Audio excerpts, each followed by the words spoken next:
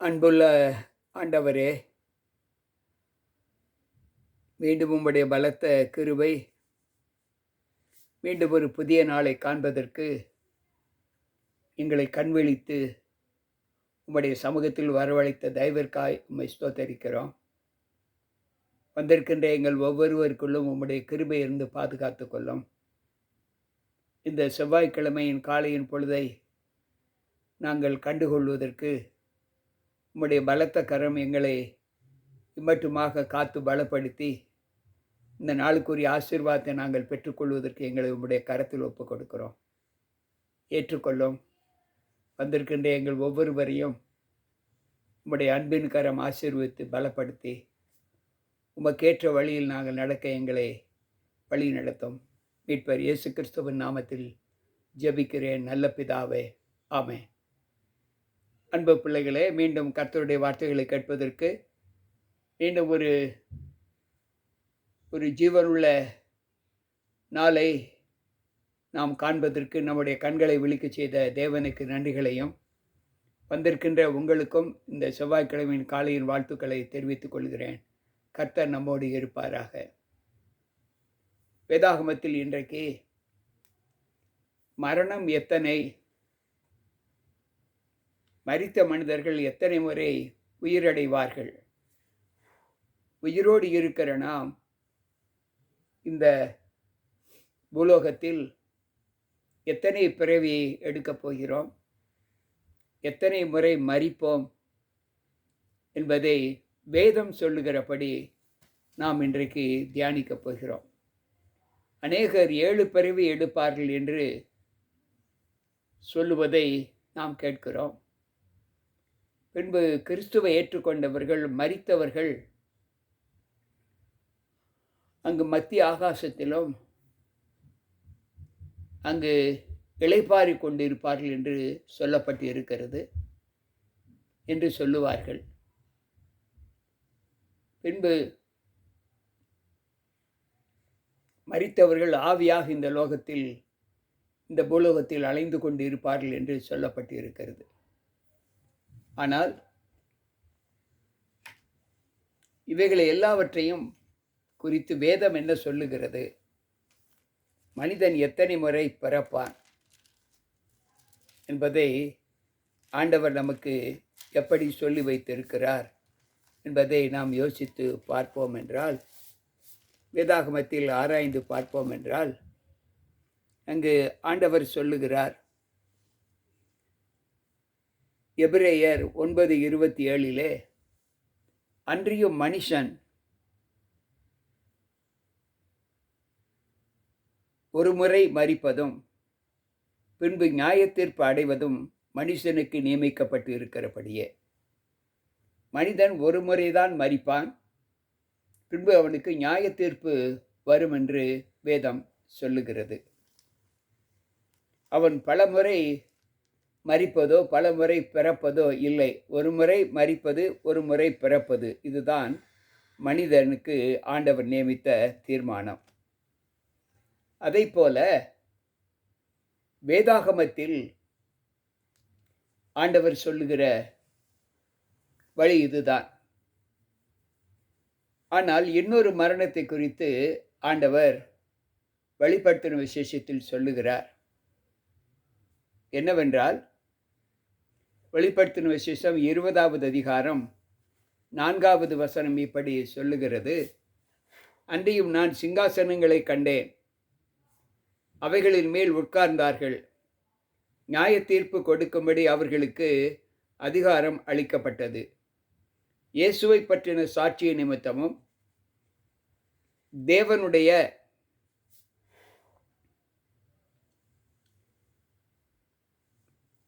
வசனத்தை நிமித்தமும் சிறைச்சேதம் பண்ணப்பட்டவர்களுடைய ஆத்துமாக்களையும் மிருகத்தையாவது அதன் சொரூபத்தையாவது வணங்காமலும் தங்கள் நெற்றியிலும் தங்கள் கையிலும் அதன் முத்திரையை தரித்து கொள்ளாதவர்களும் இருந்தவர்களை கண்டேன்.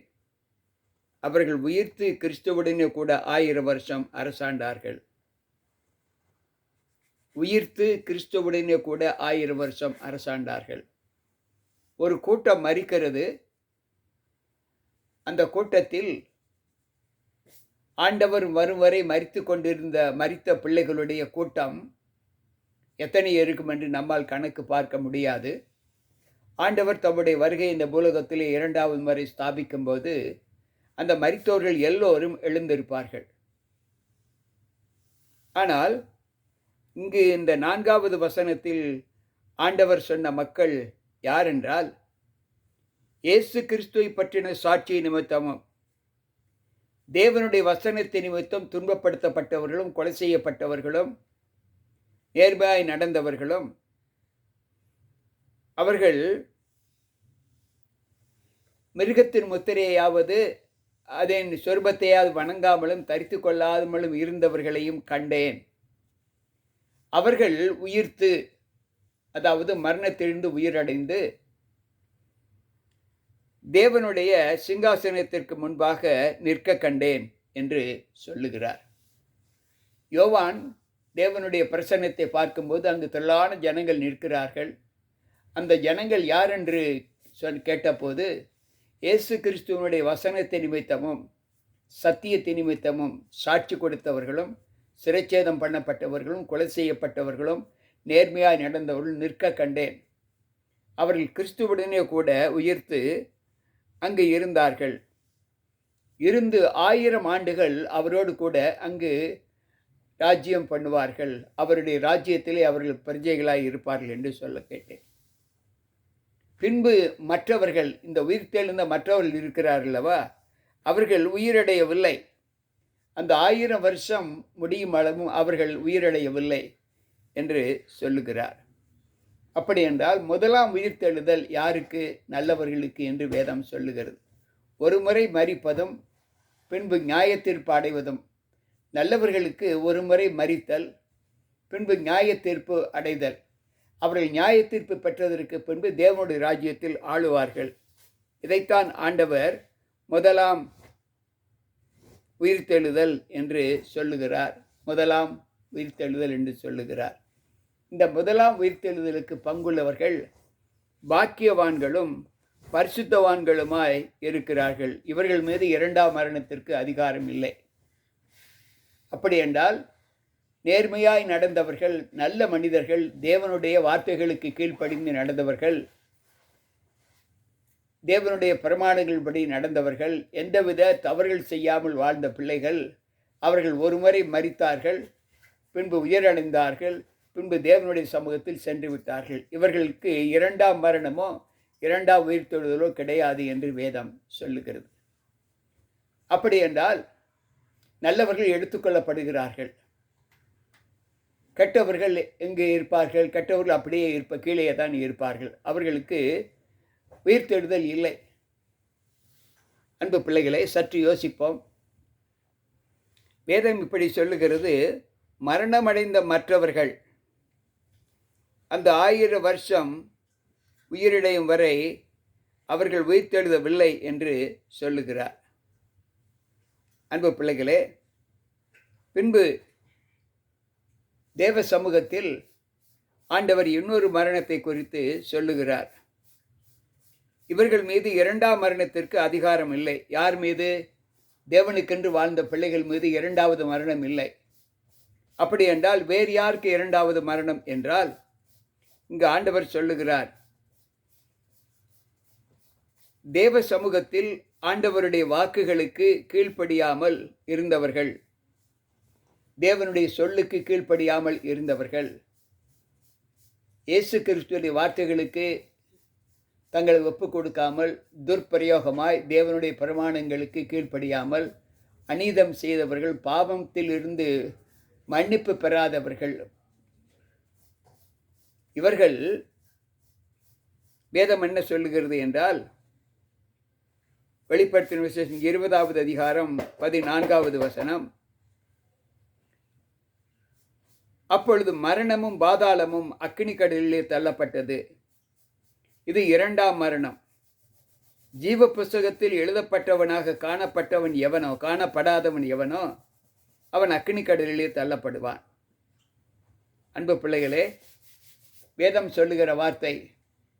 யாரெல்லாம் துன்மார்க்கமாய் நடந்தார்களோ, யாரெல்லாம் கெட்ட வழிகளில் நடந்தார்களோ, யாரெல்லாம் தேவனுடைய பிரமாணத்தை கைக்கொள்ளாமல் நடந்தார்களோ அவர்களுக்கு இரண்டாவது மரணம்.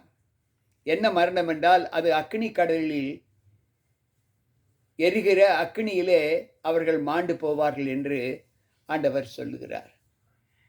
அன்பு பிள்ளைகளை, சற்று யோசித்து பார்ப்போம்.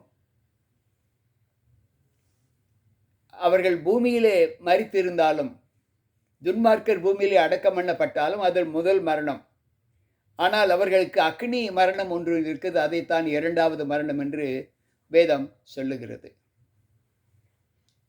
அன்பு பிள்ளைகளை, இன்றைக்கு நம்முடைய வாழ்க்கையில் சாவை குறித்து நாம் பயப்பட வேண்டும் என்று நான் முன்பு ஒரு வீடியோ ஒன்று போட்டிருந்தேன். சாவை குறித்து நாம் பயப்பட வேண்டும். என்ன விதமான மரணத்திற்கு நாம் நம்மை ஒப்புக் கொடுக்க வேண்டும் என்பதை நாம் அறிந்திருக்க வேண்டும். எனக்கு சாவில் பயமில்லை என்று சொல்லுகிற பிள்ளைகள் ஏன் பயமில்லை? துணிகரமா அல்லது ஆண்டவர் காப்பாற்றுவாரா என்ற நம்பிக்கை? ஆண்டவர் காப்பாற்றுவார். தானியேலை காப்பாற்றினார். அனனியா, மிசாவேல், அசிரியா என்பவர்களை காப்பாற்றினார். அதைப்போல ஆபத்தில் இருக்கிற பிள்ளைகளை ஆண்டவர் காப்பாற்றுவார். ஆனால் யாரை காப்பாற்றுவார் என்றால் அவருடைய வேதத்திற்கு ஒப்பனையாக ஜீவித்த பிள்ளைகளை மட்டும் காப்பாற்றுவார். அதைத்தான் வெளிப்படுத்தின விசேஷம் 20 நாளிலே வாசித்து, தேவனுடைய வசனத்தின் நிமித்தமும் சிறைச்சேதம் பண்ணப்பட்டவர்களையும் ஆத்துமாக்களையும் மரணத்திற்கு ஒப்புக் கொடுக்கப்பட்டவைகளையும் அவர்களை ஆண்டவர் காப்பாற்றுவார். மற்ற யாரையும் ஆண்டவர் மரணத்திற்கு உயிர்ப்பிக்க மாட்டார் என்று வேதம் சொல்லுகிறது. அப்படி என்றால் நாம் முதலாம் மரணத்திற்கும் முதலாம் உயிர்த்தெழுதலுக்கும் பங்குள்ள பிள்ளைகளாய் மட்டுமே இந்த பூலோக வாழ்க்கையில் நாம் நம்மை ஒப்புக் கொடுக்க வேண்டும். இரண்டாவது மரணம் நமக்கு இல்லை. இரண்டாவது உயிர்த்தெழுதல் நமக்கு இல்லை. அன்பு பிள்ளைகளே, சற்று யோசித்து பார்ப்போம். தமிழிலே ஒரு பழமொழி சொல்வார்கள், நல்ல மாட்டுக்கு ஒரு சூடு என்று. அப்படி என்றால் நாம் நல்ல மரணத்தை நாம் பெற வேண்டுமென்றால் தேவனுக்குள் நம்மை முழுமையுமாக ஒப்புக் கொடுத்து அந்த மரணம் நமக்கு நிச்சயிக்கப்பட்ட நித்திய ராஜ்யத்தை கொடுக்கும் என்பதை நாம் எண்ணி எல்லா நிலைகளிலும் உயிரோடு இருக்கும் காலத்தில் நாம் நன்மைகளை மட்டுமே செய்து ஆண்டவருக்கு பிரியமான பிள்ளைகளாக தேவ வசனத்தின் நிமித்தம் ஒருவேளை மரிக்க நம்ம ஒப்புக் கொடுத்தாலும், தேவ வசனத்தின் நிமித்தம் நாம் கொலை செய்யப்பட்டாலும், தேவ வசனத்தின் நிமித்தம் தேவனுக்காக நாம் தூஷிக்கப்பட்டாலும் நாம் அதை குறித்து கவலைப்படாமல் அந்த வருத்தத்திலே நாம் அடைந்த துக்கத்திற்கு சரியாக ஏற்ற ஒரு சந்தோஷத்தை ஆண்டவர் நமக்கு கொடுப்பேன் என்று சொல்லுகிறார். துக்கத்தை கண்ட வருஷங்களுக்கு சரியாக எங்களை நன்மைக்குள்ளாக வழிநடத்தும் என்று சங்கீதக்காரர் 90:15 வாசிக்கிறோம் அல்லவா? அதை போல ஆண்டவர் நமக்கு அப்படிப்பட்ட பலத்தை கொடுப்பார். எனவே நாம் மரணத்தை குறித்து கவலைப்படாதவர்களாய் இருப்போ வேண்டுமென்றால் நாம் நல்லவைகளை மட்டும் செய்து தீமையான காரியங்களுக்கு ஒன்றை நம்ம ஒப்புக் கொடுக்கக்கூடாது. ஏனென்றால் தீமை செய்கிறவர்கள் அக்னியினாலே மரிக்கப்படுவார்கள் என்று வேதம் சொல்லுகிறது. எனவே எந்த மரணத்தை நாம் விரும்ப வேண்டும் என்று ஆண்டவர் சொல்லியிருக்கிறார். அந்த நல்ல மரணத்தை நாம் பெற்று நல்ல மரணத்திலே நாம் நம்மை ஒப்புக் கொடுப்பதற்கான ஜீவிதத்திலே இந்த பூலோக வாழ்க்கையை நாம் கழிக்க தேவ சமூகத்தில் நம்மை ஒப்புக் கொடுப்போம். அன்பு ஆண்டவரே, இன்றைக்கு உம்முடைய வார்த்தைகளை கேட்ட எங்கள் ஒவ்வொருவருக்குள்ளும் உம்முடைய கிருபை இருந்து வல்லமை இருந்து நாங்கள் இந்த பூலோக வாழ்க்கையில் ஒரு முறை பிறப்பதும் பின்பு நியாயத்தீர்ப்பு அடைவதும் மனிதனுக்கு ஒப்புவிக்கப்பட்டது என்று சொல்லி இருக்கிறீர். அந்த நியாயத்தீர்ப்பு நாளிலே நாங்கள் நல்ல தீர்ப்பை பெறுவதற்கு எங்களுக்கு நீர் வழி காட்டி இருக்கிறீர். அந்த பாதையிலே நாங்கள் நடக்க வந்திருக்கின்ற எங்களை ஒவ்வொருவரையும் உம்முடைய கருத்தில் ஒப்புக் கொடுக்கிறோம். எங்களை வழி நடத்தும் தேவன் நீர் எங்களுக்கு முன்பாக செல்லுகிறீர். உம்முடைய பாதையின் அடிச்சுவடுகளை பின்பற்றி நாங்கள் உம்முடைய சமூகத்தில் எங்களை ஒப்புக் கொடுக்க வந்திருக்கிறோம். ஏற்றுக்கொள்ளும், பலப்படுத்தும். கேட்டுக்கொண்டிருக்கிற ஒவ்வொரு பிள்ளைகளுக்கும் வந்து ஆசீர்வாதத்தை தாரும். மீட்பர் இயேசு கிறிஸ்துவின் நாமத்தில் ஜெபிக்கிறேன் நல்ல பிதாவே, ஆமென். அன்பு பிள்ளைகளே, கேட்ட வார்த்தைகள் நம்முடைய வாழ்க்கைக்கு ஒரு புதிய ஜீவியத்தை கொடுக்கும் என்று நான் கர்த்தருக்குள் நம்புகிறேன். மனம் திரும்புவோம், கர்த்தரிடத்தில் சேருவோம், நல்ல மரணத்தை நாம் பெற்று தேவனுடைய ராஜ்யத்தில் சேருவோம். கர்த்தர் நம்மோடு இருப்பாராக. ஆமென். அன்பு பிள்ளைகளே, கேட்ட வார்த்தைகள் நமக்கு நல்ல ஆறுதலையும் சமாதானத்தையும் கொடுக்கும் என்று நம்புகிறேன். மீண்டும் நாளை சந்திப்போம். உங்கள் போதகர் ஜி.கே. ராபர்ட்.